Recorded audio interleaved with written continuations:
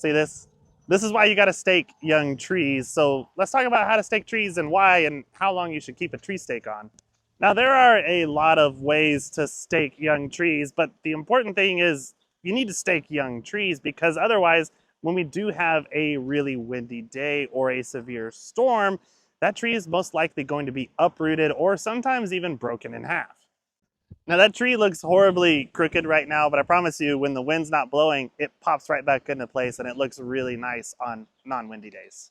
Now the staking system that we use, it's just one that we like because it's easy and it's clean, and it also helps strengthen the tree over time, is called the TMO Pro staking system.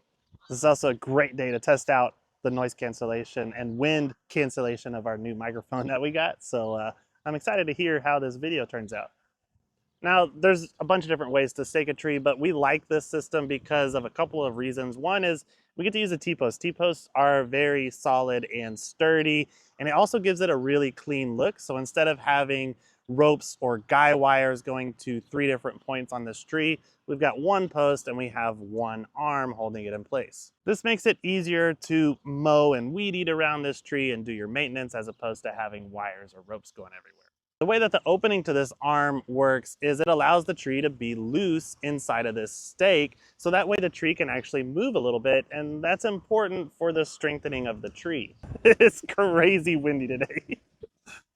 Okay, so this is an important thing to note, is that some people get carried away when they stake their trees, and they might even want to put, guy wires and hold this tree really rigidly in place because they think that it's going to get deformed or bent by the wind. So some people are putting bamboo and wires all the way up to the top, and they're trying to keep this tree immobile, but that's not necessarily what you want to do.